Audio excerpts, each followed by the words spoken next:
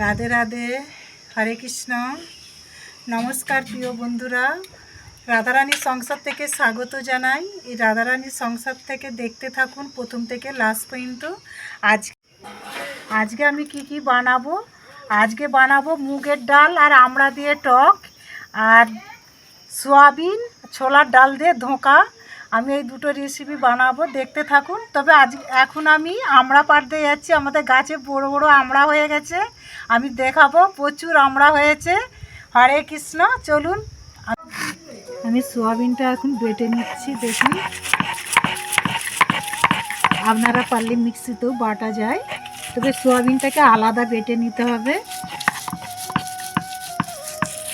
আমি এইভাবে বেটে নিচ্ছি, সোয়াবিনগুলো সব বেটে নিচ্ছে আগে, তারপর আমি ডালটা বেটে নিব। রাধে রাধে। দেখুন, এখানে সোয়াবিন আর ছোলার ডাল আমার বাটা হয়ে গেছে। আর এইখানে আমি কি উপকরণ নিয়েছি আমি দেখিয়ে দিচ্ছি। দেখুন, এইখানে আমার এতে জিরে, ধনে, সর্ষে সব রকম মশলা আছে। আমি এটা ভেজে নেব।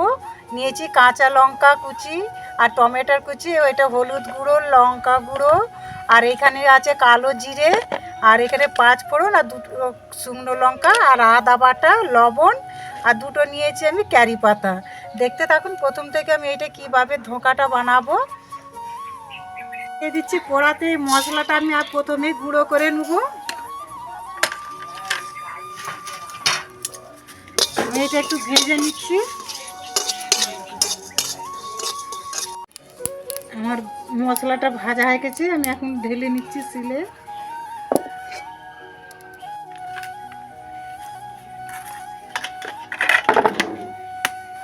আমি দিয়ে দিচ্ছি কড়ার মধ্যে তেল। এটা সরষের তেলে বানাতে হয়।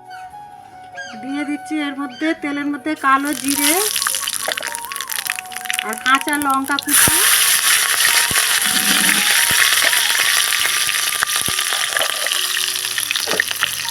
আর দিয়ে দিচ্ছি সোয়াবিন বাটাটা তেলের মধ্যে।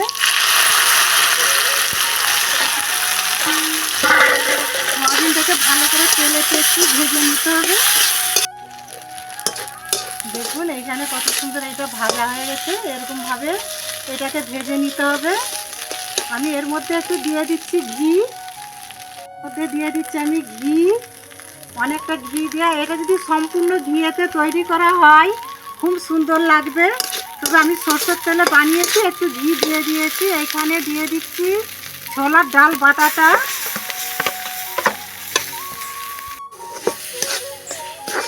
আমি সোয়াবিনেতে ছোলার ডালটা দিয়ে দিচ্ছি এখানে। দেখুন, এইভাবে নেড়ে নিতে হবে। দিয়ে দিচ্ছি লবণ, আর দিয়ে দিচ্ছি মশলাটা আমি গুঁড়ো করে রেখেছিলাম, এর মধ্যে মশলাটা দিয়ে দিচ্ছি। দিয়ে আমি নেড়ে নিচ্ছি। আবার নাবানোর সময় আমি দেখাবো।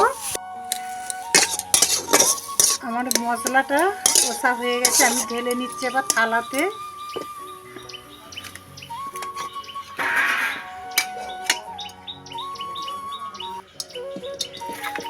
থালাইতে একটু তেল মাখিয়ে দিবেন ঢেলে, কেন থালাইতে তেল মাখালে এটা আর লাগবে না। আমি একটু জল হাত করে ভালো করে এটা পিটে নিচ্ছি।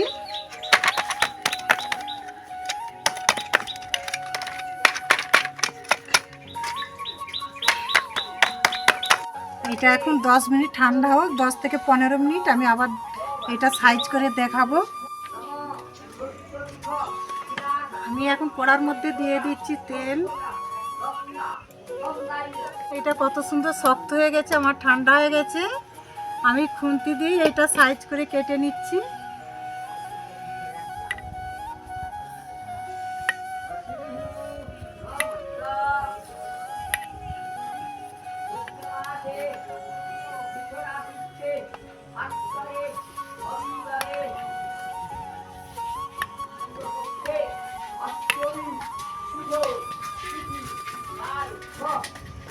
আমার তেলটা গরম হয়ে গেছে।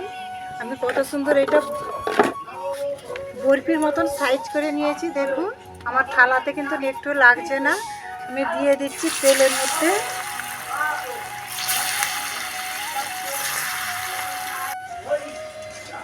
দেখুন আমার ধোকাগুলো কত সুন্দর ভাজা হয়ে গেছে, কত সুন্দর হয়ে গেছে। আমি তুলে নিচ্ছি এখন থালাতে। দেখছেন কত সুন্দর, এরকম লাল লাল করে ভেজে নিতে হবে।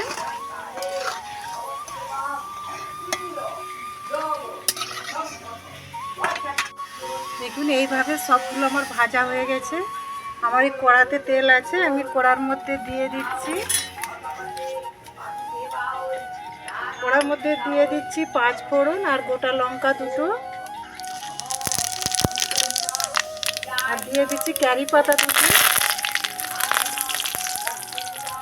আর দিয়ে দিচ্ছি আদা বাটা,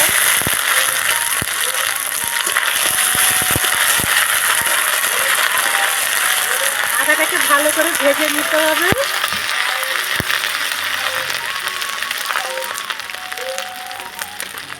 আমার আদাটা বাটা ভাজা হয়ে গেছে ভালোভাবে। আমি দিয়ে দিচ্ছি টমেটোর কুচি,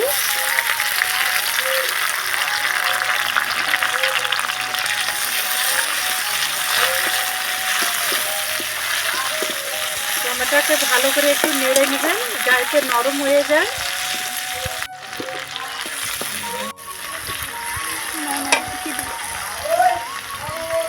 দিয়ে দিচ্ছি লবণ, আমি দিয়ে দিচ্ছি তেলের মধ্যে লঙ্কা গুঁড়ো। আমি লঙ্কা গুঁড়োতে একটু দিয়ে দিচ্ছি তেলে জল। জলটা না দিলে যাতে মশলাটা না কড়াতে লেগে যায়। আমি এটা ভালো করে একটু মশলাটা ভেজে নেব।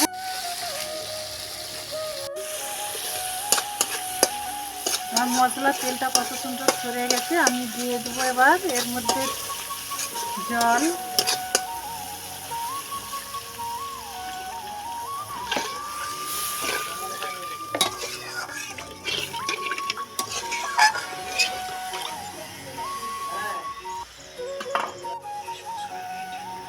এখানে আমার ঝোলটা ফুটে গেছে। আমি ওর মধ্যে দিয়ে দিচ্ছি গুঁড়ো মশলাটা, সব রকমের মশলা, আর দিয়ে দিচ্ছি আমি এই ভাজাগুলো, ধোঁকা ভাজাগুলো।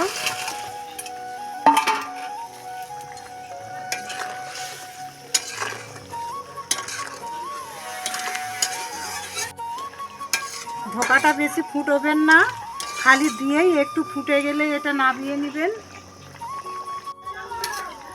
আমার হয়ে গেছে, আমি ঢেলে নিচ্ছি থালাতে।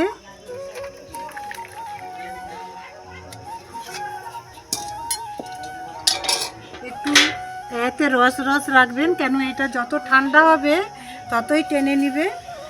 দেখুন প্রিয় বন্ধুরা, আমার যদি এই সোয়াবিন আর ছোলার ডাল দিয়ে ধোঁকার সবজিটা যদি ভালো লাগে, লাইক কমেন্ট শেয়ার করবেন। রাধে রাধে, হরে কৃষ্ণ। আমি এখন ভগবানকে ভোগ লাগাতে যাচ্ছি।